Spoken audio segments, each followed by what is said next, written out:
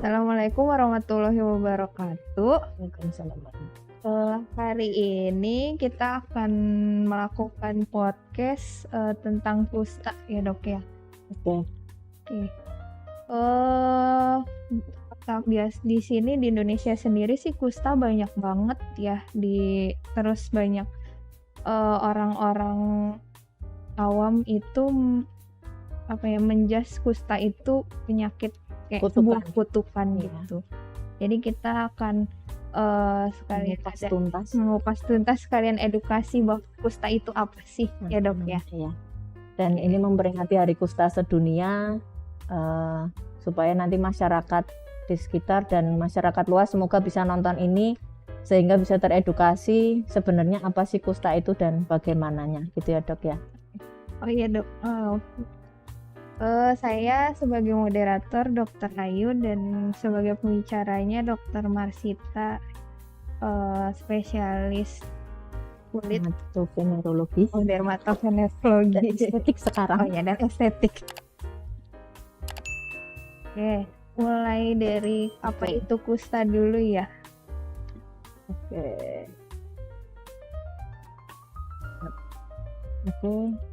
Dari kusta dulu. Jadi terima kasih sebelumnya saya ucapkan kepada RSUD atas kesempatannya untuk podcast hari ini. Semoga dengan acara ini masyarakat luas bisa tahu, bisa sudah menghilangkan stigma bahwa kusta itu adalah suatu penyakit kutukan. Jadi kusta itu memang suatu infeksi bakteri dok. Jadi infeksi bakteri Mycobacterium lepra. Dia memang menyerang di saraf tepi dan kulit. Seperti itu. Jadi sebenarnya sih hanya penyakit infeksi bakteri biasa sih.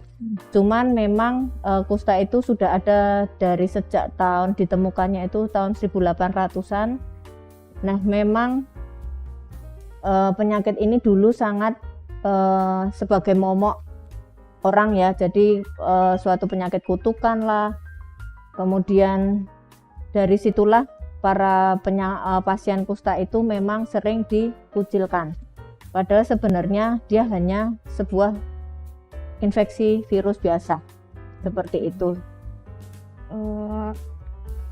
Lalu untuk gimana sih gejala awalnya untuk mengenali bahwa dia sakit kusta atau sakit kulit lainnya? Oke.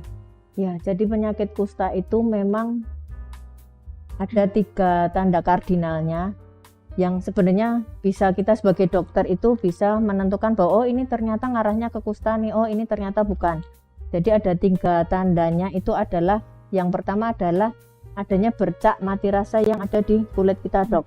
Entah itu bercaknya warnanya hipopigmentasi, itu putih atau hiperpigmentasi, itu gelap atau eritem itu yang merah. Nah, dari situ kita bisa melihat nih dengan membandingkan ini penyakit kusta atau bukan, itu bisa kita cek apakah di bercak tersebut mati rasa atau tidak. Pada kusta bercaknya sangat khas banget, dia mati rasa. Kemudian yang kedua adalah penebalan saraf dok. Jadi kita periksa untuk penebalan sarafnya, kemudian setelah diperiksa ternyata ada, bisa kita masukkan ke diagnosa kusta. Dan yang terakhir adalah pemeriksaan penunjang, yaitu pemeriksaan bakteri tahan asam. Itu biasanya memang diambil dari cuping telinga, kemudian dari lesi kulit yang aktif. Nah, cuman dok, memang pemeriksaan lab kan nggak semua rumah sakit ada, nggak semua puskesmas ada. Jadi untuk menentukan bahwa ini positif kusta atau tidak, setidaknya ada 1 tanda dari 3 tanda tersebut. Misalnya di praktek sudah ditemukan adanya bercak yang mati rasa, itu sudah bisa diobatin dengan penyakit kusta, pengobatan kusta. Ya. Untuk obatnya sendiri itu tersedia nggak sih dok di kayak puskesmas atau di rumah sakit gitu, biasanya gimana dok? Oke. Untuk pengobatan kusta memang biasanya disediakan di puskesmas dok, karena memang ini program pemerintah ya. Memang kita sebagai dokter kulit perhimpunan kami juga pengen nanti untuk bebas kusta seperti itu. Jadi obat biasanya disediakan di puskesmas terdekat. Kemudian nanti pasien memang wajib mengambil di situ setiap bulannya. Tergantung nih dok, karena kan kusta dibedakan menjadi 2 nih. Jadi yang pausibasiler dan multibasiler. Jadi pengobatannya pun berbeda. Untuk yang pausibasiler itu 6 sampai 9 bulan, kemudian kalau untuk yang multibasiler itu bisa sampai 12 bulan, bahkan bisa sampai 18 bulan. Seperti itu. Oke dok, terus ada nggak sih faktor keturunan bisa jadi atau misalnya bapaknya kusta terus tiba-tiba anaknya jadi ikut kusta, atau ada neneknya kusta terus ke bawah cucu-cucunya baru ada ketahuan ada kusta juga, sedangkan neneknya udah diobatin gitu dok, bisa nggak? Ya dok, kalau dulu sih sebelum adanya penelitian-penelitian memang belum ditemukan adanya genetik, cuman ternyata setelah dengan perkembangan ilmu kemudian penelitian-penelitian memang ditemukan adanya keterlibatan genetik dok. Dan beberapa yang kita temuin memang keluarga di atas-atasnya yang sedarah sama si pasien memang pernah riwayat kusta. Jadi memang pasien dengan kusta itu lebih cenderung dapat terjadi dengan yang adanya genetik selain dari lingkungan sekitar ya dok ya. Jadi dia hidup di daerah yang kebersihannya kurang, kemudian di daerah yang endemi ya. Kemudian kebetulan pas imunnya turun, dia juga bisa terkena kusta. Seperti itu. Berarti kalau kusta awal itu terjangkit kusta belum diobatin berarti bisa nular ya dok ya ke orang sekitar. Betul. Melalui kontaknya apa aja tuh? Ya, jadi kalau untuk penularan kusta itu bisa lewat droplet, kemudian bisa dengan kontak kulit yang ada lukanya. Cuman harus digarisbawahi juga dok, di saat imun kita baik, penularan pun insya Allah akan lebih minimal. Dan yang digarisbawahi lagi adalah bahwa penularan itu dapat terjadi pada pasien yang belum mendapatkan MDT atau multi drug therapy. Jadi pasien yang sudah diberikan pengobatan aman gitu. Jadi jangan mengucilkan ya para pemirsa, harus dirangkul karena dengan pemberian semangat kepada pasien kusta pengobatan akan berhasil, kemudian kesembuhannya pun akan lebih cepat. Seperti itu, karena memang butuh dukungan dari sekitar karena pengobatannya yang lama. Pasien harus dikasih support supaya cepat menuntaskan pengobatan dan insya Allah penyakit kusta pun sembuh. Kalau misalnya udah pengobatan nih dok yang multibasiler atau yang satunya ya dok ya multibasiler itu kan ada yang 12 sampai 18 bulan. Apakah kalau setelah pengobatan itu kustanya bakal balik lagi, relapse maksudnya gitu? Oke.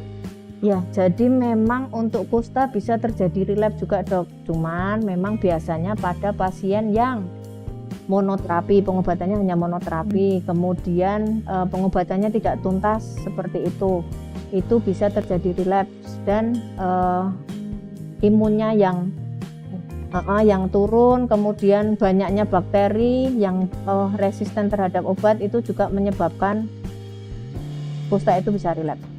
Berarti kalau untuk tahu dia relapse apa enggak pemeriksaan BTA lagi? Ya, seperti itu. Dan selain itu juga pemeriksaan lesi di kulitnya. Biasanya setelah pasien sembuh sudah bersih nih dok, akan bisa muncul lesi yang baru dan lebih banyak. Cuman bisa dibedakan dengan reaksi kusta. Gitu. Dok, saya punya pengalaman nih, dulu pernah intensif ya dok ya di daerah Kabupaten Tegal. Di situ kan emang banyak banget pasien kusta. Dan udah pada lukanya sudah kering sih, cuman udah nggak ada bentuk ya dok ya, udah copot-copot semua itunya dari kakinya. Nah mereka tuh sering digosok pakai batu apung, itu ngaruh nggak ya dok? Bagian kaki yang ada lukanya itu sering direndam pakai air kapur sama digosokin. Kalau di daerah kabupaten situ kan masuknya daerah yang apa ya dok ya, yang jauh dari kota gitu loh dok. Maksudnya ngaruh gimana nih? Ngaruhnya bakal kustanya itu bakal kalau orang sana bilangnya bakal rontok gitu dok. Nggak ada ceritanya kusta rontok dengan menggosok-gosokkan tuh, belum ada penelitiannya juga dok. Jadi memang kemungkinan hanya ini aja sih, mungkin untuk membuat pasien nyaman, kemudian untuk membersihkan seperti itu. Cuman memang satu-satunya pengobatan kusta yaitu harus rutin untuk berobat selama waktu yang ditentukan, tergantung dia yang multi atau yang paucibacilet seperti itu. Berarti pada anak-anak juga kemungkinan Ya, ada ya, bisa, Dok, ya? cuman memang jarang dok Hmm. gitu. Jadi memang sering terjadi pada orang dewasa, tapi anak-anak juga ada seperti Iya. itu. Terus untuk pembahasan kustanya yang saat ini, apakah ada pertanyaan nggak dari penonton? Itu yang baru saja kita bahas. Selamat siang dokter, izin bertanya jika sudah sembuh dari penyakit kusta apakah dapat terserang lagi yang tadi ya dok? Ya, yang sudah kita bahas tadi. Jadi asalkan pengobatannya rutin, kemudian tidak putus obat, kemudian imun pasien baik, kusta bisa sembuh seperti itu. Jadi tergantung diri kita sendiri juga, keinginan kita untuk sembuh harus besar niatnya ya, karena memang butuh waktu pengobatan yang lama. Jadi pasien kan kadang udah males udah enak udah stop aja. Nah jangan seperti itu, karena dengan seperti itu malah akan makin Banyak. seperti itu dok.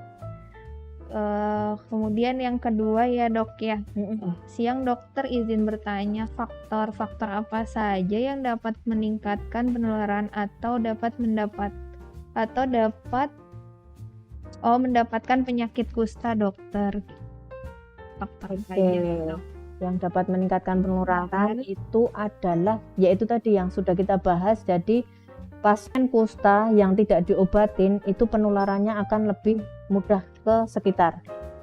Di samping itu juga imun kekebalan seseorang itu juga mempengaruhi dok. Kemudian hygiene itu juga mempengaruhi juga ya lingkungan. Jadi memang tetap kita harus hidup bersih seperti itu. Terus tingkatkan daya tahan tubuh. Misalnya ditemukan ada lingkungan keluarga atau tetangga yang mengarah ke kusta, segeralah diperiksakan supaya segera mendapatkan pengobatan yang lebih dini sehingga cepat sembuh, kecacatan juga nggak ada seperti itu, dan insya Allah bisa sembuh total gitu. Kemudian yang ketiga ya dok ya, siang dokter, mohon izin bertanya jika sudah terinfeksi kusta bisa nggak sembuh seperti normal lagi? Dan jika bisa, adakah tips dan triknya agar kita tidak akan terkena penyakit kusta lagi? Jadi gini dok, mungkin mungkin kalau itu bisa nggak kulitnya balik normal lagi? Kan biasanya pasien kusta kan lesinya bisa samar ya dok ya, tapi kan kulitnya biasanya dengan OAT itu kan dia menghitam ya dok. Apakah bisa kembali sebelum sakit? Oke. Dok? Ya. Jadi gini, kalau untuk kembali ke semula sambil kita lihat dulu dok, dia itu kustanya sudah sampai kecacatan belum? Kalau sudah sampai kecacatan memang agak susah juga untuk kembali ke semula, dan kita memang butuh peran dokter yang lain seperti dokter ortopedi, kemudian dokter rehabilitasi medik, kemudian dokter saraf, itu kita perlu bekerja sama. Cuman kalau hanya di kulit saja bisa sembuh seperti semula dok, cuman memang membutuhkan waktu karena dalam pengobatan kusta kulit kita akan menjadi hitam kemudian menjadi kering seperti itu. Setelah kita nanti stop pengobatan kusta, perlahan-lahan kulit pun akan kembali ke semula. Nah, yang agak lama untuk sembuhnya itu biasanya adalah yang mati rasanya itu. Makanya kenapa kita perlu kerjasama dengan bidang lain seperti itu dok. Karena biasanya ya dok, yang kita udah datang ke rumah sakit tuh biasanya udah parah, terus biasanya jarinya sudah gendut gitu. Iya, sudah banyak yang mutilasi seperti itu. Terus tips dan triknya supaya nggak kena penyakit itu tadi ya dok, higienitas, terus imunitas harus tetap dijaga. Terus ya kalau ada yang satu keluarga atau ada tetangganya boleh kan kita diperiksakan dan kita ingetin jangan dijauhin ya dok ya. Kemudian ada lagi, apakah penyakit kusta? Assalamualaikum, dokter izin bertanya, apakah penyakit kusta bila mana pengobatan tidak berhasil dan sudah Gimana? terjadi kecacatan. Gimana dok? Mungkin gini pertanyaannya, eh, apa maksudnya adalah kalau misalnya sudah tahun atau 18 bulan tapi tetap terjadi kecacatan itu gimana tuh dokter? Apa yang sudah datang udah posisinya sebenarnya sudah mulai ada cacat, terus kita obatin dan kecacatan itu bisa balik lagi atau gimana dok? Ya, tadi sempat kita bahas sedikit ya.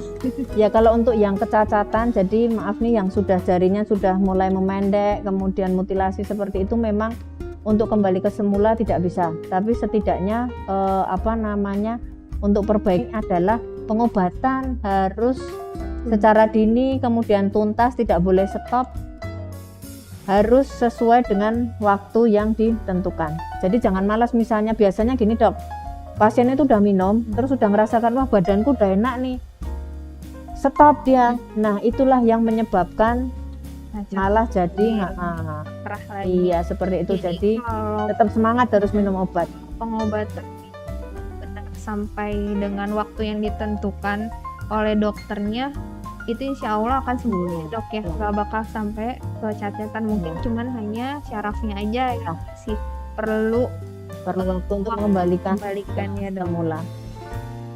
Terus yang kelima, dokter mohon izin bertanya, apakah kusta dapat mempengaruhi organ tubuh selain kulit? Tepi tadi ya. Iya, karena saya pernah dengar bisa menyerang syaraf juga. Iya dok ya, Iya, saraf tepi yang diserang dok. yang masih baak Iya, seperti itu. itu yang kenanya Alhamdulillah, dokter ya. saya ada pasien juga sih, alhamdulillah dengan pengobatan kusta yang teratur, sesuai dengan waktu, benar-benar sembuh. Cuman memang butuh waktu ya dok, nggak begitu minum obat 12 bulan selesai sembuh, ya nggak gitu juga kali. Karena memang butuh waktu untuk benar-benar kembali ke semula. Untuk Seperti khusus untuk sarafnya sama kulitnya ya dok, setelah pengobatan itu selesai ya dok. Makanya memang ya tadi yang kita sebutkan, kita perlu kerjasama dengan bidang lain supaya nanti misalnya saraf, kita bisa kerjasama dengan dokter saraf seperti itu. Karena yang itu Ya. tulang ya dok ya. Bisa ke dokter bedah ortopedi, kemudian bisa kita terapi fisioterapi itu juga wajib supaya nggak kaku juga dok.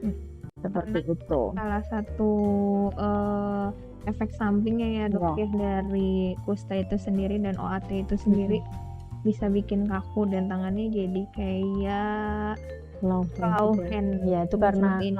bakterinya yang menyerang sistem saraf seperti itu tadi.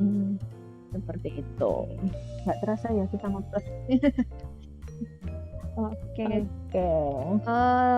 Jadi untuk memperingati Hari Kusta ini diharapkan untuk semua yang menonton, kalau ada pasien dengan kusta sudah di terapi atau sudah diobati, ya sebaiknya dirangkul, jangan dikucilkan karena mereka butuh semangat ya dok ya. Karena kalau misalnya dikucilkan juga ya mereka ya semakin ngapain berobat. Iya betul. Gitu. Jadi merasa sendiri, makanya udahlah biarin aja, padahal itu memperlama dan jadi kemana-mana. Iya. Jadi biar nggak nular juga gitu. Benar. Untuk podcast hari ini sudah selesai ya dokter ya. Kesimpulannya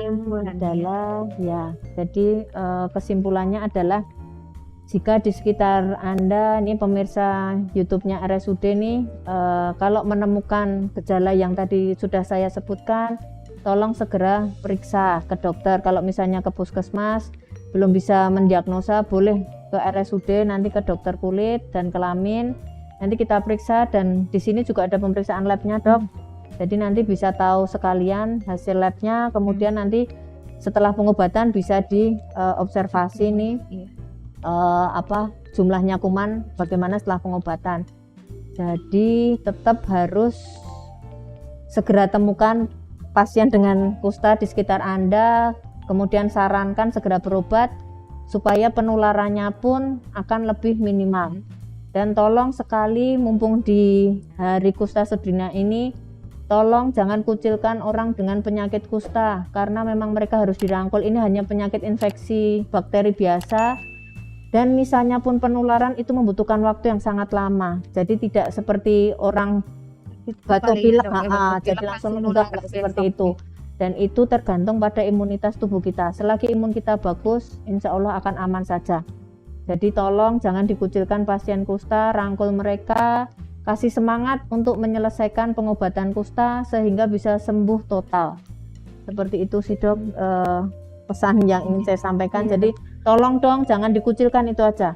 Karena mereka juga manusia biasa yang butuh semangat. Kadang baru terdeteksi terus langsung down. Iya dokter ya. Takutnya ya itu tadi, takutnya dikucilkan oleh lingkungan sekitar. Jadi tolong jangan dikucilkan orang dengan penyakit kusta karena itu hanya penyakit biasa yang bisa kita obatin. Insya Allah pengobatan tuntas, pasien juga akan sembuh. Seperti itu dok. Dan jarang ada yang balik lagi ya dok ya. Alhamdulillah. Gitu. Oke, untuk untuk pemeriksaan kusta juga ditanggung BPJS ya? Ya, ditanggung BPJS.